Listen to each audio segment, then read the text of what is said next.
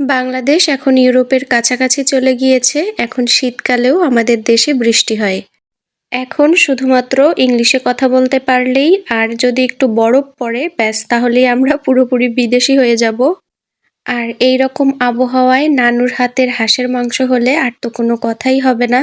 তো আসসালামু আলাইকুম, আপনারা সবাই কেমন আছেন? আশা করছি আল্লাহর অশেষ রহমতে সবাই ভালো আছেন এবং সুস্থ আছেন। আজকে রান্না হচ্ছে নানুর রেসিপিতে হাঁসের মাংস। খুব সিম্পল মশলা দিয়ে হাঁস ভুনা হবে আজকে। হাঁস ভুনা করার জন্য আজকে 2টা হাঁস নিয়ে নেওয়া হয়েছে, আর এটা ছিল চীনের হাঁস। আজকে রান্না করবে নানু আর মাংসটা মাখিয়ে দিচ্ছে আমার আম্মু। দেখা যাক বাবা মেয়ের রান্না কেমন হয়।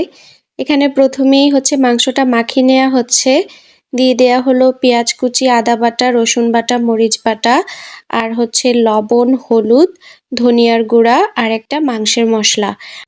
হাঁসের মাংস, গরুর মাংস, খাসির মাংস এগুলো যদি টাটকা হয় তাহলে মাখিয়ে রান্না করলেই বেশি মজা হয়। ও আর এখানে জিরার গুঁড়াও ব্যবহার করা হয়নি, ব্যবহার করা হয়েছে জিরা বাটা। আজকে ম্যাক্সিমাম মশলাই হচ্ছে বেটে ব্যবহার করা হচ্ছে। দিয়ে দেয়া হলো তেজপাতা। অনেক সময় মাংস রান্না করলে তেল বেশি হয় বা কম হয়, তো এটা আমি আমার আম্মুর কাছ থেকে শিখেছি। 1 কেজি মাংসের জন্য 100 গ্রাম তেলই যথেষ্ট, তাহলে তেলের পরিমাণটা ঠিকঠাক থাকে। এই তো চুলায় দিয়ে তো বেশি একটা কাজ নেই, তাই চুলায় ওঠানোর আগেই খুব সুন্দর করে নেড়ে চেড়ে মিশিয়ে নিতে হবে।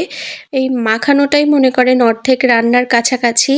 ইভেন গন্ধটাও এমন আসে যেন মাংসটা কষানো প্রায় হয়ে যাচ্ছে এরকম একটা গন্ধ আসে। তো খুব সুন্দর করে মাংসটাকে মাখিয়ে নিতে হবে। হাত দিয়ে মাখাতে পারলে আরও ভালো, কিন্তু যেহেতু মরিচের বাটা ব্যবহার করা হয়েছে হাত জ্বালা করার একটা সম্ভাবনা থাকে, যার জন্য খুন্তি দিয়েই খুব সুন্দর করে মাখিয়ে নেওয়া হচ্ছে। একই নানুর হাতের রান্না, তাতে মাখিয়ে দিচ্ছে আম্মু। এইদিকে শীতকাল, ওইদিকে বৃষ্টি, আবার তার উপরে মাটির চুলায় রান্না। বুঝতেই পারছেন আজকের খাওয়া দাওয়াটা কি জমজমাট হতে চলেছে। এই যে আমার নানু, আজকের বাবুর্চি। আমার নানু সব কিছু পারে। এই যে ঘরে বসে রান্না করছি, মানে এই রান্নাঘরটাও কিন্তু আমার নানুরই বানানো। একদম একটা মিস্ত্রিও লাগেনি। আমার নানু আর নানুর হেল্পার হিসেবে ছিল আমার নানি। তো রান্নাঘরটাও হচ্ছে নানু বানিয়েছে, সেই দিক থেকে আমার নানু ইঞ্জিনিয়ার। আমার বাড়ির হাঁস মুরগির যে ঘর, সেটাও আমার নানু বানিয়ে দিয়েছে।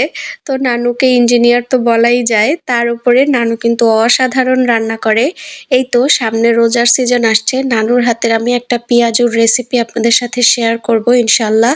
মানে নানুর পেঁয়াজি এত সুন্দর হয়, মানে খুবই মজা। তো দেখি শেয়ার করব।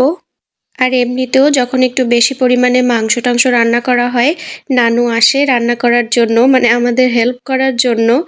এই যে কষানো মোটামুটি রেডি। আর বেশি একটা ঝোলও দিব না, একদম অল্প পরিমাণে একটু ঝোল দিব। দিয়ে তারপর ফুটে উঠলেই নামিয়ে ফেলবো। আর লাস্টে যাবে শুধুমাত্র গরম মশলা বাটা।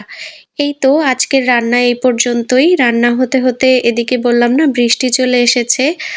এইবার শীতকাল শুরু হওয়ার পর থেকে প্রায় 5-6টা হাঁস খাওয়া হয়ে গেছে, কিন্তু আজকের মাংসটা এত মজা হয়েছিল যা বলার বাইরে, ভীষণ মজা হয়েছিল খেতে। তো এই তো আজকে এই পর্যন্তই। ইনশাল্লাহ দেখা হয়ে যাবে আপনাদের সাথে নেক্সট ভিডিওতে। সবাই ভালো থাকবেন। আল্লাহ হাফেজ।